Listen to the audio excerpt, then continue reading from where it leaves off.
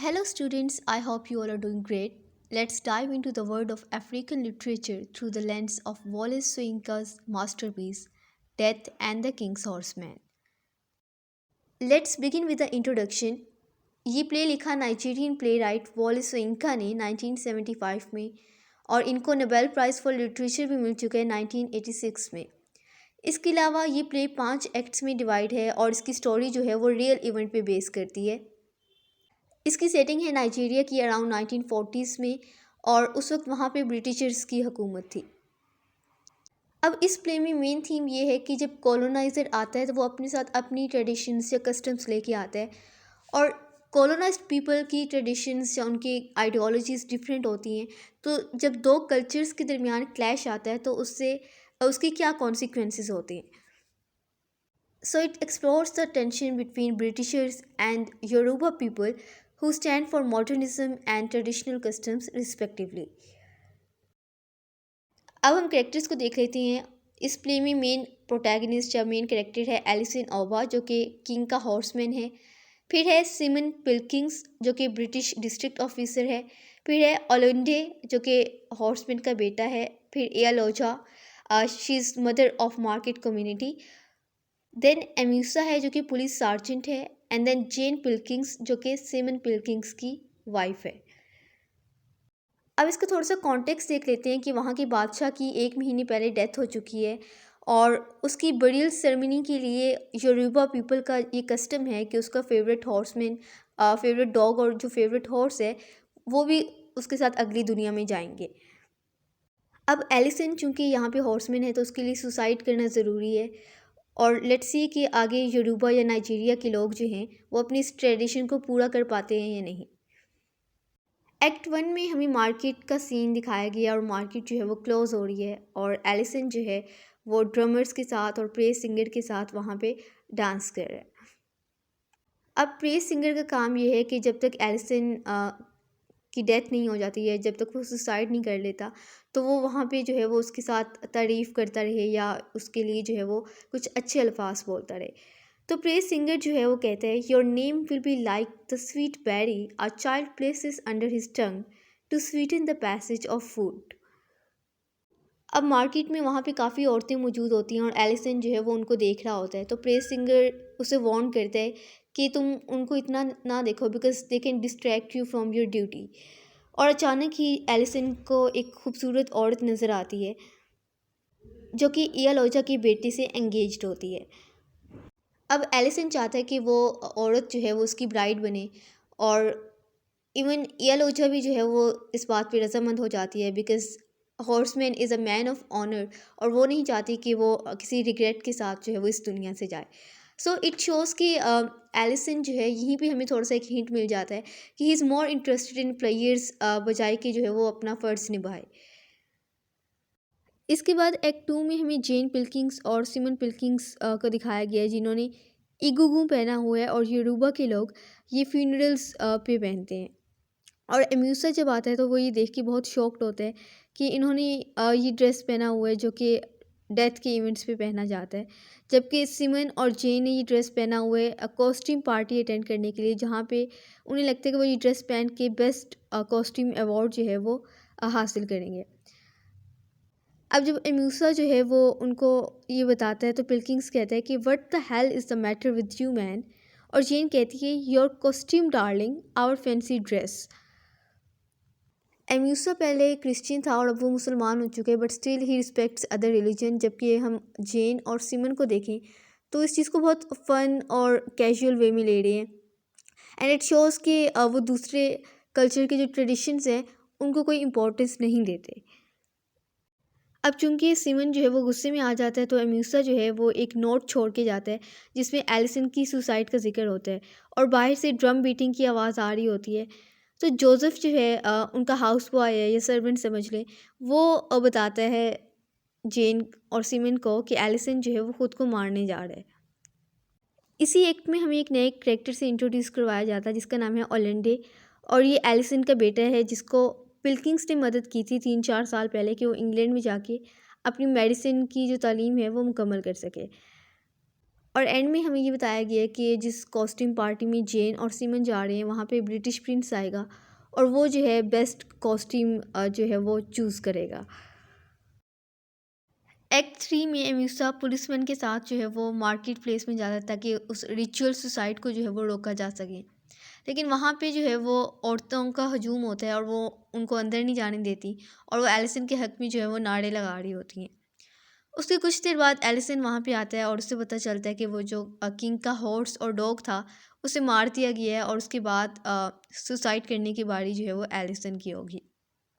और वहाँ पे एलिसन उनको जो भी ट्रेडिशनल कोई डांस टाइप होता है वो स्टार्ट करना शुरू कर देता है and he goes in a deep trans.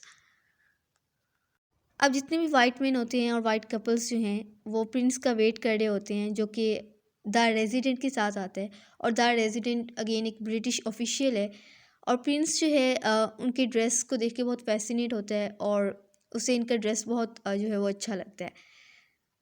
फिर जब ये सारी पार्टी वगैरह चल रही होती है तो एक सोल्जर जो है एक नोट लेके आता है जिसमें अगेन एलिसन की सुसाइड का जिक्र होता है। तो जो रेजिडेंट है वो पिल्किंग को बहुत क्रिटिसाइज़ करता है कि उसने लॉ एंड ऑर्डर को जो है वो मेंटेन नहीं रखा।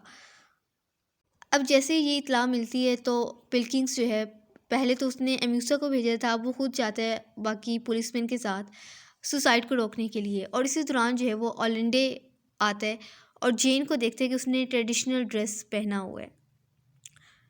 इसी दौरान बाहर जो ड्रम्स बज रहे होते हैं वो बजना बंद हो जाते हैं और ओलंडे को ये लगता है कि एलिसन ने जो है वो सुसाइड कर ली है और वो चाहता है कि आखिरी दफ़ा जो है वो एलिसन की बॉडी को देख ले। और इस दौरान ओलंडे को लग रहा होता है कि जेन और पिल्किंग्स सिमन पिल्किंग्स जो हैं पहले वो रिचुअल सुसाइड के ख़िलाफ़ थे लेकिन अब शायद जो है उन्होंने रेजिस्ट नहीं किया और उसके बाप ने सुसाइड कर ली है।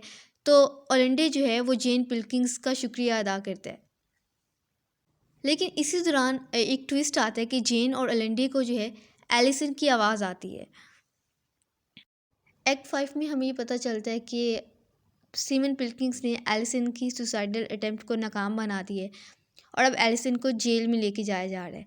अब वहाँ पे एया लोचा और बाकी औरतें कोई चीज़ लेके आती हैं और उसके ऊपर सफ़ेद कलर के कपड़े से जो है वो ढकी हुई है और जब वो रिवील करती है तो उसमें ओलंडे की बॉडी होती है जिसने एलिसन की जगह खुद जो है वो सुसाइड कर ली होती है। और जब एलिसन ये देखता है तो वो जंजीरों के साथ जो है वो अपना गला घोंट देता है और मर जाता है। अब इस पर पिल्किंग जो है वो ईया लोचा से कहता है कि क्या तुम यही चाहती थी, जबकि ईया लोचा पिल्किंग्स को ब्लेम करती है कि उसने उनकी जो ट्रेडिशंस हैं उनको कोई रिस्पेक्ट नहीं दी। पहले तो उसने वो इगुगु पहना हुआ है और फिर उसके बाद उनकी जो ट्रेडिशन थी या जो रिचुअल सुसाइड थी उसको भी पूरा नहीं होने दिया। तो इस सब का इल्ज़ाम जो है वो पिल्किंग्स को दे देती है। अब हम इस प्ले के थीम्स को देख लेते हैं। तो सबसे पहला और मेन थीम है कल्चरल क्लैश का। एक्ट 2 और एक्ट 4 में हम देखते हैं कि अंग्रेज़ जो हैं वो ऑर्केस्ट्रा को सुन रहे हैं जबकि अफ्रीका के लोग बाहर ड्रम बजा रहे हैं। सो उनकी म्यूज़िक टेस्ट में दोनों में इतना डिफरेंस है। और उसके बाद जो है अंग्रेज़ वो वहाँ पे कॉस्ट्यूम पार्टी के लिए इकट्ठे होते हैं जबकि योरूबा के लोग अपनी ट्रेडिशन रिचुअल सुसाइड के लिए वहाँ पे इकट्ठे होते हैं। सो एक तरफ मॉडर्निटी है और दूसरी तरफ ट्रेडिशनलिज्म है। नेक्स्ट थीम है फॉरेनर्स। अब सिमन और जेन पिल्किंग्स जो कि फॉरेनर्स हैं वो उनकी इगुगु ड्रेस को पार्टी पे पहन के जाते हैं और उनके लिए इसकी कोई सिग्निफिकेंस नहीं है। जबकि योरूबा के लोगों के लिए ये बहुत सेक्रेड ड्रेस है और उसकी बहुत स्पिरिचुअल सिग्निफिकेंस है। सो इट शोज़ के कॉलोनाइजर्स जो हैं उनके लिए ट्रेडिशंस की या लोकल कस्टम्स की कोई इम्पोर्टेंस नहीं होती। The next theme is conflict of duty. Now Allison is trying to perform his religious duty जबकि पिल्किंग्स की ड्यूटी ये है कि वो सुसाइड को रोके। So there is conflict of duty and clash of traditions as well. The next theme is cultural hybridity. अब ओलंडे के बारे में टेक्सचर रेफरेंस है। A young black man dressed in a sober western suit. अब ओलंडे ने जो है वो वेस्टर्न ड्रेस पहना हुआ है जबकि हम पहले पढ़ चुके हैं कि जेन और सीमन ने इगुगु पहना हुआ था जो कि योरूबा का ट्रेडिशनल ड्रेस है। सो कॉलोनाइज़र की कुछ क्वालिटीज़ कॉलोनाइज्ड ले लेते हैं और कॉलोनाइज्ड के कुछ ट्रेडिशंस या क्वालिटीज़ जो हैं वो कॉलोनाइज़र अडॉप्ट कर लेते हैं, जिसे हम हाइब्रिडिटी कहते हैं। अगला थीम है कॉलोनाइजेशन का। The white man came and our forefathers became merely spectators. It shows कि अफ्रीका के लोगों ने अंग्रेज़ों के ख़िलाफ़ इतना रेजिस्ट नहीं किया and eventually Africa became a colony of white people. Now let's see how Allison fulfills Aristotle's definition of a tragic hero. Aristotle कहता है कि जो भी ट्रेजिक हीरो हो या प्रोटैगनिस्ट हो, he should be a noble man और उसका हाई स्टेटस होना चाहिए। और एलिसन भी जो है वो किंग का हॉर्समैन है and that he enjoys high status. उसके बाद एलिसन खुद कहते हैं, how can that be in all my life as a horseman of the king the juiciest fruit on every tree was mine. अब इस textual reference से हमें पता चलता है कि एलिसन बादशाह के करीबी लोगों में से था and he enjoyed high status and a luxurious life and that fulfils the first condition of a tragic hero. अब फिर 2-3 दफ़ा जिक्र आया है जब इयालोजा और बाकी औरतें कहती हैं, we know you for a man of honour, and it shows कि योरूबा के लोग हॉर्समैन को कितनी इम्पोर्टेंस देते थे। उसके बाद एलिसन कहते हैं, life is honour, it ends when honour ends. और हम देखते हैं कि योरूबा के लोग जो है वो एलिसन को बहुत रिस्पेक्ट देते थे और वो कहते हैं कि life ends when honour ends, यानी जब आपकी रिस्पेक्ट ख़त्म हो जाती है तो फिगरेटिवली आपकी लाइफ भी ख़त्म हो जाती है। इसके बाद एरिस्टोटल ने ट्रेजिडी का एक और एलिमेंट बताया है, हमार्शिया और ट्रेजिक फ्लॉ, जो कि एलिसन के केस में प्राइड है या ह्यूब्रिस है, और and we can say greed as well because he is more interested in worldly players. And the next element is reversal of fortune where something unexpected happens. और इसमें भी यही होता है कि सुसाइड एलिसन ने करनी थी बट उसका बेटा ओलंडे जो है वो सुसाइड कर लेता है। So Death and the King's Horseman is a tragedy as it fulfils all the elements of Aristotle's definition of a tragic hero. Now let's see कि ये प्ले एरिस्टोटल के ट्रेजिक एलिमेंट्स के पैटर्न को किस तरह से फॉलो करता है। सो एक्ट 1 में हमें प्रोटैगनिस्ट से इंट्रोड्यूस करवाया जाता है जो कि एलिसन है। एक्ट 2 में there is opposing force as Simon Pilkings, जो कि इस रिचुअल सुसाइड के खिलाफ है। एंड एक्ट 3 में देयर इज़ क्लाइमैक्स जब Elesin attempts ritual suicide. And act 4 में there is reversal of fortune because Elesin ने जो है वो सुसाइड करनी होती है बट उसको रोक दिया जाता है। यहाँ पे मैंने इंटरवीन की स्पेलिंग गलत लिख दी है, I am sorry for that. And act 5 में देयर इज़ डाउनफॉल जिसमें ओलंडे और एलिसन दोनों की डेथ हो जाती है। So it follows the whole pattern of a tragic plot. It was all about this video, and if you have any questions, do let me know in the comment section. Thank you.